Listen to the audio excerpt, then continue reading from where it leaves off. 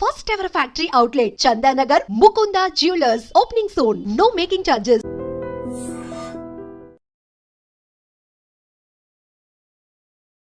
మన విమానాల్లో మనం తెచ్చుకున్నట్టయితే ఇబ్బంది ఉండదు. కాకపోతే సార్ ఇప్పుడు మాల్యా లాంటి వాళ్ళని, నీరవ్ మోదీ లాంటి వాళ్ళు, మెహుల్ చోస్కి వాళ్ళని కోట్లాది రూపాయలని వాళ్ళకి రైట్ ఆఫ్ చేసేసి వాళ్ళు ఎక్కడున్నారో తెలీదు, తెలిసినప్పటికి కూడా వాళ్ళని తీసుకువచ్చే ప్రయత్నాలు ఇవన్నీ జరగనప్పుడు వీళ్ళు పాపం అమాయకంగానో లేకుంటే ఇంకెవరి మాటలో నమ్మి వెళ్ళిపోయిన తర్వాత వీళ్ళని అంత అమానవీయంగా తీసుకురావాలనేది ఇక్కడ డ్యూయల్ రోల్ ఉందా సార్? రెండుకి తేడా మనం చాలా ఎమోషనల్గా చేస్తున్నాం. నీరవ్ మోదీ కానీ మాల్యా కానీ క్రమక్రమంగా తిరిగి వస్తున్నారు ఇండియాకి. వాళ్ళు ఆ దేశంలో ఎవరే దేశంలో ఉన్నా ప్రజాస్వామ్య దేశాల్లో రాజ్యాంగం కింద వాళ్ళ హక్కులు స్వేచ్ఛలు ఉన్నాయి, ప్రాథమిక హక్కులు స్వేచ్ఛలు ఉన్నాయి. దాని ప్రకారం డ్యూ ప్రాసెస్, కోర్టులకు వెళ్ళటం, ఎక్స్ట్రడిషన్ కోసం మనం కోరితే ఈ కారణంగా మమ్మల్ని పంపించదని వాళ్ళు కోరటం, చివరికి కోర్టు తీర్పు అవటం, అంతా కూడా వాళ్ళు డబ్బులు ఉన్నాయి కాబట్టి మంచి లాయర్లు పెట్టుకుంటారు, కోర్టులకు వెళ్తారు. అంతేగాని మనం తీసుకోవడం మన చేతుల్లో లేదు. మనం ఎవరం కూడా నీరవ్ మోదీనో మాల్యానో మరొకరినో తీసుకురావద్దని మనం అనుకోవటం కాదు. ఆ దేశంలో పోయి దాడి చేసి వాళ్ళని తీసుకొచ్చే శక్తి లేదు, అధికారం లేదు మనకి. వాళ్ళు మనకు పంపించడానికి సిద్ధపడాలి. దానికి ఒక ప్రాసెస్ ఉన్నది. ప్రపంచంలో ఎంత కుబేరుడైతే అంత ప్రాసెస్ ఆలస్యం అవుతుంది. కోర్టులో అంత గట్టి లాయర్లను పెడతారు, అంతగా వాయిదా వేస్తూ పోతుంటారు. అంతే తప్ప ఇక్కడ వీళ్ళని మనం తీసుకురావటంలా. ఆ దేశంలో చట్టాలు ఉల్లంఘించారు, అక్కడ కోర్టులు వీళ్ళ కేసులు ఒప్పుకోలేదు కాబట్టి విధిగా రావాల్సి వస్తుంది. అలా చూడాలి తప్ప దీని పెద్దాన్ని మనం ఒక ఎమోషనల్ కోణం నుంచి చూస్తే పరిష్కారం రాదు. సో ఇప్పుడు టారిఫ్లు విధించడం అనేది అమెరికాకి ఏ దేశం నుంచి స్టీల్, అల్యూమినియం ఇలాంటివి వచ్చినప్పటికీ కూడా 25% వాళ్ళ మీద సుంకాలు విధిస్తాము అనేటువంటి ఒక ప్రకటనతో పాటుగా ప్రతి చోట కూడా ట్రంప్ తన మార్కును చూపిస్తున్నాడు అనే మాట వినిపిస్తుంది. అదే సమయంలో పొద్దున ఒక మాట చెప్తున్నాడు, మధ్యాహ్నం ఇంకో మాట చెప్తున్నాడు, సాయంత్రం ఇంకో మాట చెప్తున్నాడు. మామూలుగా ఏంటంటే పరిపాలనలో ఎప్పుడు కూడా విధానం ఏం కావాలని మల్లగొల్లాలు పడుతూ ఉంటారు. కొందరు ఇలా చేస్తే బాగుంటుంది అంటారు, మరికొందరు అలాగా దానిలో ఇబ్బందులు ఉన్నాయి, ఇలా చేస్తే బాగుంటుంది అంటారు, మరికొందరు ఇంకో రకంగా అంటారు. ఇవన్నీ చర్చించుకుని నిగ్గు తేల్చి చివరికి ఏది మంచి విధానం ఆలోచించి అప్పుడు పై స్థాయికి పంపిస్తారు. ఓ ప్రధానమంత్రి స్థాయిలో, దేశ రాష్ట్రపతి స్థాయిలో, ప్రభుత్వ స్థాయిలో ఇవన్నీ ఈ ఆలోచనలు, ఈ లాభ నష్టాలని బేరీ చేసుకుని పంపిస్తారు. ట్రంప్ ఏమవుతుంది, పురిలో ఏదో ఆలోచన పడుతుంది, వెంటనే ఆయన దేశాధినేతగా ప్రకటించేస్తున్నాడు. మధ్యాహ్నానికి అది కష్టం అనిపిస్తుంది, వెంటనే మార్చుకుంటున్నాడు. పొద్దున్న ప్రకటించినప్పుడు ఆయన బృందం అంతా వైట్ హౌస్లో ఆయన కేబినెట్ మంత్రులు కానీ లేకపోతే ఆయన ఉన్నతాధికారులు కానీ న్యాచురల్గా నాయకుడు దేశాధినేత ఆదేశం ఇచ్చాడు కదా ఆయన సమర్థించాలా. మధ్యాహ్నం మాట మారుస్తున్నాడు, మళ్ళీ దీన్ని సమర్థించాలా. సాయంత్రం ఇంకో మాట చెప్తున్నాడు, మళ్ళీ దాన్ని సమర్థించాలా. అంటే ఒక తొగ్గలకి వ్యవహారంలాగా తయారవుతుంది. ట్రంప్ కూడా నిలకడగా కొన్ని విషయాల్లో నిలకడగా అనిపించవచ్చు. ఇమిగ్రెంట్స్ ఉండటానికి వెళ్ళలేదు, అక్రమంగా వచ్చినటువంటి ఇమిగ్రెంట్స్ ఉండటానికి వెళ్ళలేదు, అక్కడ కన్సిస్టెంట్గా ఉన్నాడు. మంచి చెడు పక్కన పెట్టండి. అలాగే మరికొన్ని విషయాలు, కానీ కొన్ని విషయాల్లో పొద్దున మధ్యాహ్నం సాయంత్రం ఒక్కసారి ప్రభుత్వం మాట 2-3 సార్లు మారిపోతుంది. అది ఏ దేశానికి మంచిది కాదు. విధానాలు లోతుగా ఆలోచించాలి, తొందరపడి నిర్ణయాలు చేయకూడదు, అన్ని రకాలుగా పూర్వాపరాలు పరిశీలించాలి.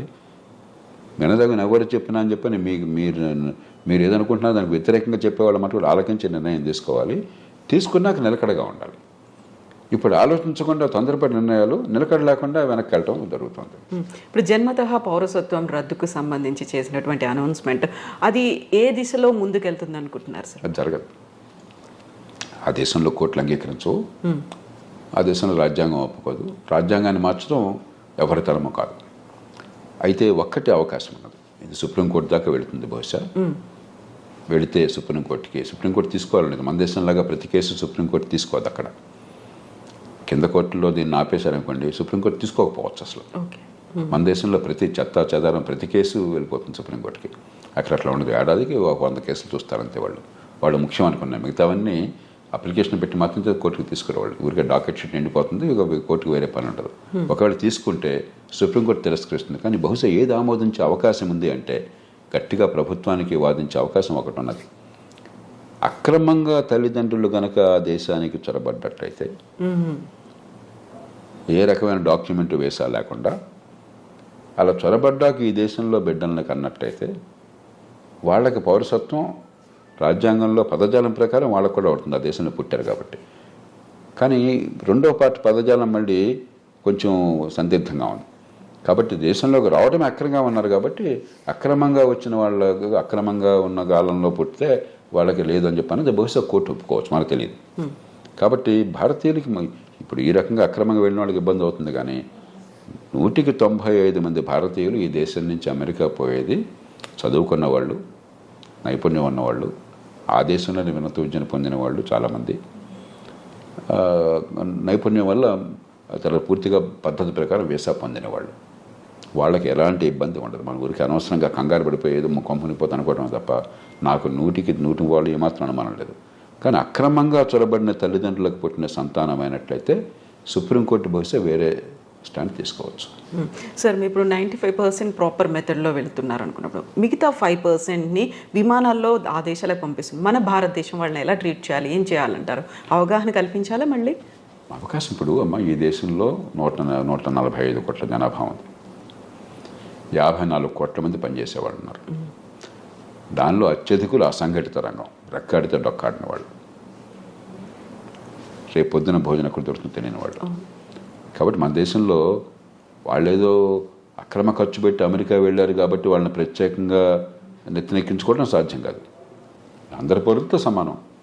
ఈ దేశంలో అందరికీ ఏ ప్రయత్నాలు చేయగలుగుతాం మనకున్న వనరులతో, మనకున్న పరిస్థితుల్లో, మనకున్న అవకాశాలతో ఆ ప్రయత్నాలు వాళ్ళకి చేస్తాం తప్పితే వీళ్ళని ప్రత్యేకంగా నెత్తిన పెట్టుకోవడం నేను చెప్పిన మాట విరుచించకపోవచ్చు. వాళ్ళ దగ్గర మన దేశంలో 2 రోజులు కొంచెం ప్రచారంలోకి వస్తే అది ప్రపంచంలో మోస్ట్ ఇంపార్టెంట్ ఇష్యూ. అంటే భారతదేశంలో ఈ కోట్ల మంది భవిష్యత్తు అక్కర్లేదా మనకి? కాబట్టి ఖచ్చితంగా ఈ దేశంలో ఉన్న మేరకు ఆ పరిస్థితులను బట్టి అవకాశాలు ఉంటాయి. అక్కడి నుంచి వచ్చేవాళ్ళు మరి ఇంకోటి గమనించండి, అత్యధికులు లక్షలాది రూపాయలు ఖర్చు పెట్టి వెళ్ళిన వాళ్ళు. కాబట్టి వాళ్ళు కొంత సొంతంగా బతకగల వాళ్ళు, బతకలేని వాళ్ళు కాదు. అందులో మనం చర్చ చేసినప్పుడు కూడా పత్రికల్లో కానీ టీవీల్లో కానీ ఇదేది మిడిల్ ఈస్ట్ అనుకోండి, అక్కడికి వెళ్ళిన వాళ్ళు అత్యధికులు, కొందరు బాగా నైపుణ్యం ఉన్నవాళ్ళే, మిగతా వాళ్ళు పాపం కాయ కష్టం చేయడం కోసం వెళ్ళిన వాళ్ళు.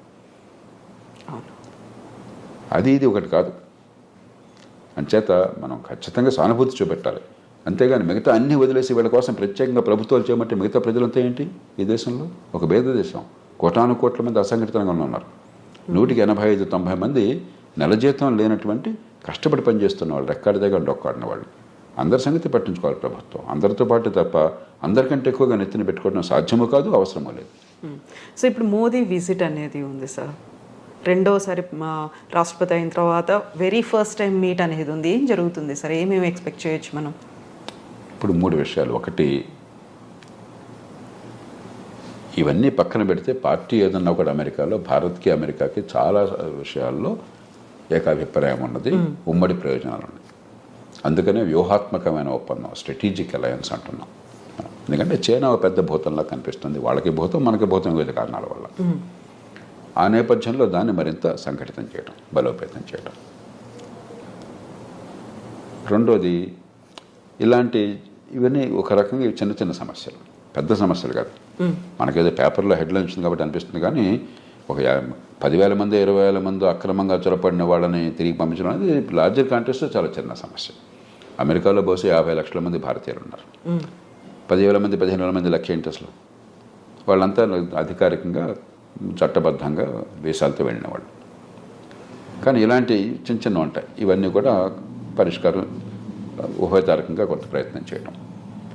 కానీ కీలకమైనది ఏంటంటే వాణిజ్యం, అంతర్జాతీయ వాణిజ్యం. భారతదేశానికి అమెరికాతో మిగులు ఉన్నది, కానీ పెద్ద మిగులు లేదు. పెద్ద మిగులు ఉన్నది అమెరికాకి కెనడాతో ఉన్నది,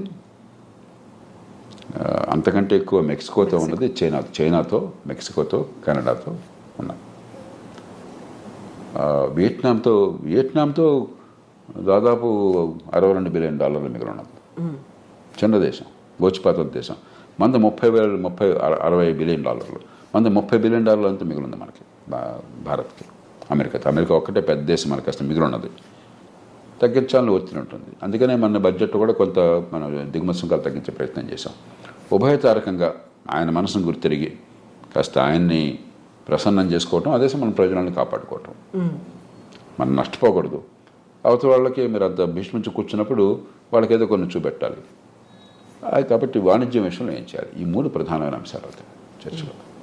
సో మన దగ్గర నుంచి వస్తున్నటువంటి దిగుమతుల మీద కూడా విపరీతమైనటువంటి సుంకం పెట్టబోతున్నారు, టారిఫ్లు విధిస్తారు అనే మాటను.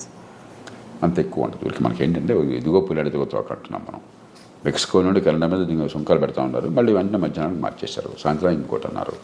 మన మీద కూడా ఇవన్నీ ఏంటంటే నెగోషియేటింగ్ టాక్టిక్. ఒక ప్రభుత్వాధినేత నెగోషియేటింగ్ టాక్టిక్స్, మనకి సంప్రదింపుల్లో మాట్లాడేటువంటి వాటిని అనాలోచితంగానో లేకపోతే తాత్కాలికంగానో విధానంగా అంత ఆర్భాటం చేసి ప్రకటించకూడదు. ట్రంప్ స్టైల్ అది, ఆయన తీరే అది. మనం ఏం చేస్తాం, ఆయన తీరు మార్చలేం కదా. పుట్టుకతో వచ్చిన బుద్ధి పుట్టుకలతో కానీ పోదని చెప్పిన మన చేతుల్లో ఏం లేదు. అంచేత మన మీద కొంత ఒత్తిడి మన మీద ఉంటుంది, కానీ భయంకరంగా ఏముండదు. మనం కూడా కొంచెం ఉభయతారకంగా వ్యవహరించినట్టయితే, మన ప్రయోజనాన్ని కాపాడుకుంటూ ఒడుకు వ్యవహరించినట్టయితే మనకి పెద్దగా నష్టం ఉండదు.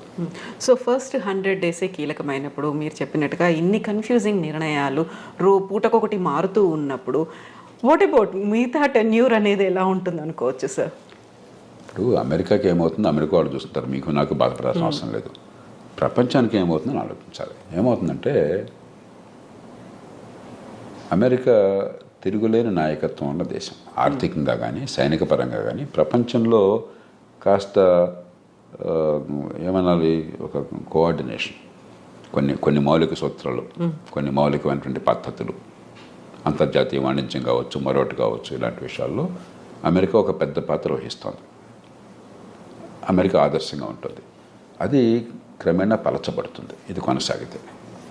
రెండోది, నిలకడలేని విధానాలు, పురుల్లో బుద్ధి పుట్టినట్టు ఏది పడితే అది తుక్కలకు విధానాలు కనిపిస్తుంటే మళ్ళీ అంతర్జాతీయ సమాజంలో అమెరికా నాయకత్వం తగ్గి చైనా గొప్ప దేశంగా అనిపిస్తుంది. వాళ్ళతో పోలిస్తే వీడమా ఉన్నారు, కాస్త పద్ధతి ఉంది, నిలకడ ఉందని చెప్పని. కాబట్టి ట్రంప్ కానీ ఆయన బృందం కానీ కొద్దిగా ఉభయతారకంగా వ్యవహరించకపోయినట్టయితే అమెరికా బలహీనపడి, అమెరికా నాయకత్వం బలహీనపడి చైనా నాయకత్వం పెరిగే అవకాశం ఉంది. భారతదేశానికి ఏనాడైనా సరే ఈ రెంటి మధ్య అమెరికా మేలు మనకి మనం ఉన్న పరిస్థితుల్లో. కాబట్టి అది కొంచెం దీర్ఘకాలికంగా మనకు కొంత ఇబ్బంది ఉన్నది. కానీ ఇక అమెరికా అది కోరుకుంటే మనం ఏం చేయగలం చూద్దాం ఏమవుతుంది.